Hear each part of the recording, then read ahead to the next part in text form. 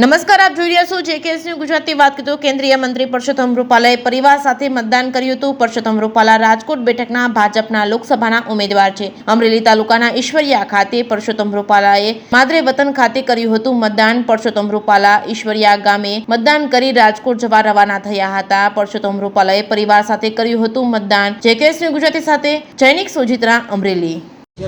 આજે સવારે મેં પરિવાર સહિત મતદાન કરી દીધું છે ઈશ્વરિયાની અંદર, મારા બૂથની અંદર, અને સૌ મતદાતાઓ હોંશભેર લાઈન લગાવીને મતદાન આપવા માટે ઉમટી પડ્યા છે.